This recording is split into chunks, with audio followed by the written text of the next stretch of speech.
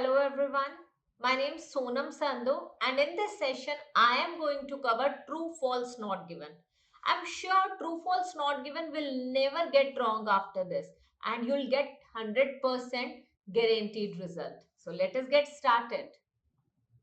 So guys, we have this topic deer farming in Australia. ठीक है? On this same topic I have already covered headings. ठीक है? So अभी मैं आपको समझा रही हूँ इसके true false not given. True false not given के लिए सबसे पहले try to understand what strategy do we use.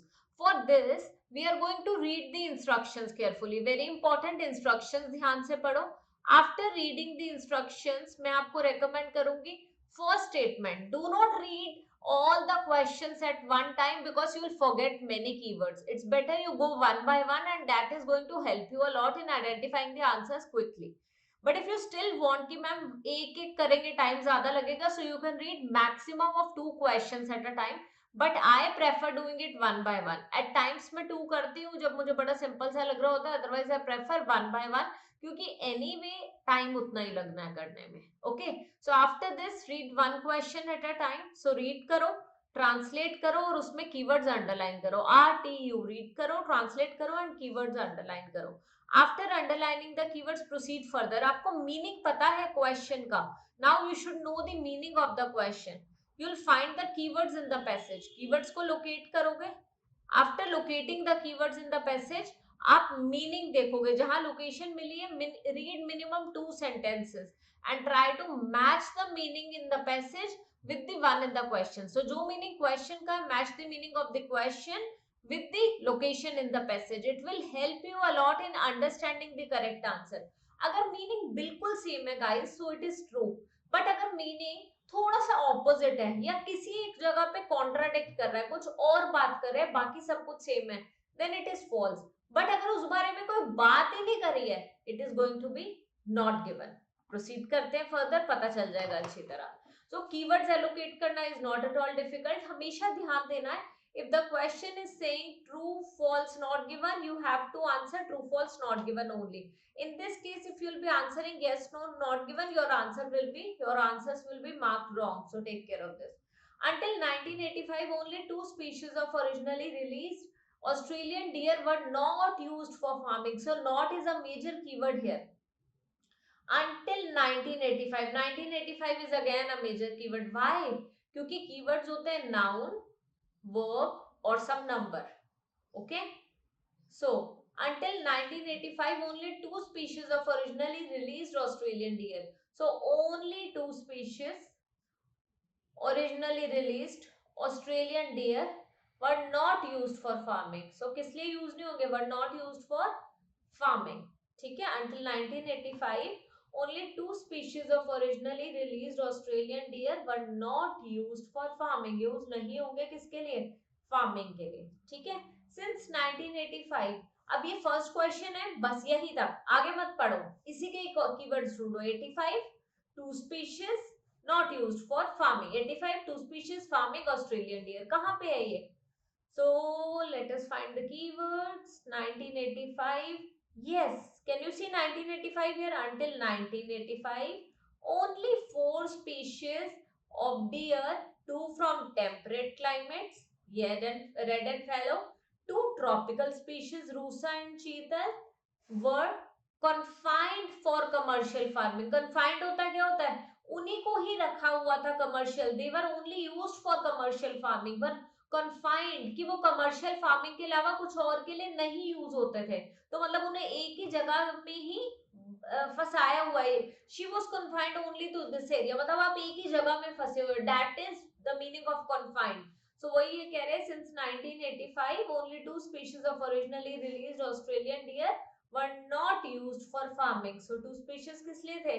Were not used for farming. ठीक है, नहीं यूज होते थे फार्मिंग के लिए. बट यहाँ आंसर है कि उन्होंने क्या बोला था? उन्होंने बोला कि only 2 species were not used for farming. और इन्होंने बोला मतलब 2 स्पीशीज नहीं यूज होते थे. 2 not used. And what are they saying? They are saying कि only 4 species, 2 from this and 2 from this were used. So 4 were used. Question में 4 were used, ये कह रहे हैं 2 were not used. But let us say इन्होंने बोला हुआ है, अब इसको देख के आप सोचोगे नहीं नहीं यार आंसर तो ना फॉल्स है। अब आगे ध्यान से देखो, इधर इन्होंने इनिशियली बात करी थी 6 species of dear were released at various locations. So 6 species थे जो रिलीज थे वेरियस लोकेशंस पे, ठीक है। सो इसमें से क्या हुआ, आगे 2 स्पीशीज की उन्होंने बात करी, अंटिल दिस क्या हुआ था, they were used for only 4 species were used for this, but आगे 2 स्पीशीज का क्या होता था वो भी उन्होंने इधर ही बताया हुआ है।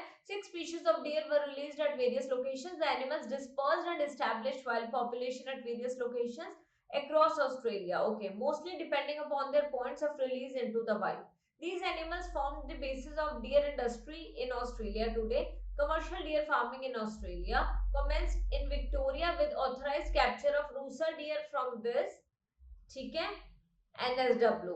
Until this, खाली 2 species from this and 2 from this were used for farming, ठीक है। तो 2 कहाँ है वो, they were clearly saying 6 species हैं, but वो कह रहे हैं कि 4 were used for farming, और ये कह रहे हैं only 2 species were not used for farming, ठीक है। आगे आ जाते हैं, answer is correct here. Why is it correct, देखो उन्होंने टोटल 6 स्पीशीज बताए थे, total 6 species, out of 6 4 use हो रही है किस लिए, 4 वर कन्फाइंड फॉर कमर्शियल फार्मिंग, ठीक है।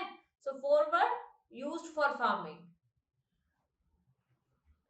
और कितनी नहीं यूज हो रही फार्मिंग के लिए, 2 were not used for farming. 6 minus 4 is equal to 2. So 2 were not used for farming. That's why the answer is true here. So in true false not given, skimming करनी है, जल्दी जल्दी पढ़ना है, जहां लोकेशन मिल गई वहां पे स्कैनिंग करनी है। तो पहले जल्दी जल्दी पढ़ना है, जैसे ही लोकेशन मिल गई वहां पे अंडरस्टैंड करना है, ध्यान से समझना है, okay. Late in 1985 pressure from industry, अब ये हमें पढ़ने की जरूरत नहीं है, आगे देखते हैं पहले क्वेश्चन क्या है हमारा। Since 1985 many imported deer have been interbred. Since 1985 many imported deer have been interbred with the established herds. 1985 से अब तक जो काफी सारे इंपोर्टेड डियर है उनको इंटरब्रेड करा है, अलग ब्रीड के साथ, मतलब अलग वो उसके स्पीशीज के साथ ब्रीडिंग करी है with the established herds. अब देखते हैं क्या कह रहे हैं वो यहाँ पे। अगर आप इधर देखोगे यहाँ पे आपको कहीं पे भी ब्रीडिंग से रिलेटेड कोई बात नहीं मिल रही, इंटर ब्रीडिंग से रिलेटेड विक्टोरिया तक कोई भी बात नहीं मिली। आगे प्रोसीड करेंगे।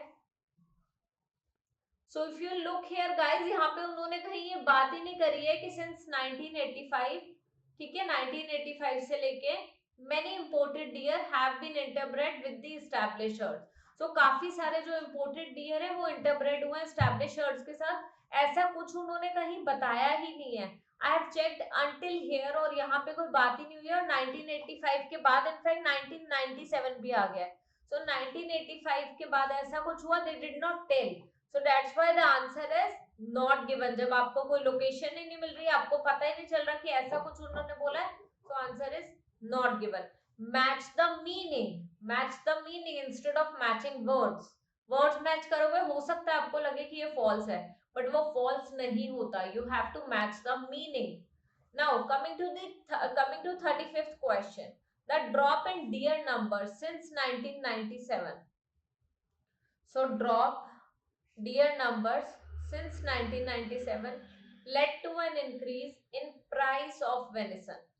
So drop in deer numbers since 1997 led to an increase in the price of venison. ठीक है, कहां पे है ये मेंशन, देखते हैं इधर। So the number of animals processed annually has continued to increase. So जो नंबर ऑफ एनिमल्स है जिन्हें प्रोसेस करते हैं एनुअली, वो क्या हो रहे हैं, कॉन्टिन्यूसली इंक्रीज हो रहे हैं despite the downward trend in venison prices पर, मतलब हालांकि डाउनवर्ड ट्रेंड है, हालांकि वेनिसन प्राइसेस में क्या हो रहा है, वेनिसन प्राइस में, मीट के प्राइसेस में डाउनवर्ड ट्रेंड आ रहा है, डिक्रीज हो रहे हैं प्राइसेस, ठीक है, सिंस 1997 से। पर जो number of animals process annually है वो कंटिन्यू हो रहे हैं इंक्रीज होने के लिए, मतलब एनिमल्स ज्यादा प्रोसेस हो रहे हैं, बट डाउनवर्ड ट्रेंड है वेनिसन के प्राइसेस में। यहाँ देखते हैं, the drop in deer numbers since 1997 led to an increase in the price of venison. इन्होंने क्या बोला, ऑपोजिट बोला है। पहली चीज तो वो ड्रॉप ऑफ डियर नंबर्स नहीं कह रहे थे, वो कह रहे थे इंक्रीज इन डियर नंबर्स।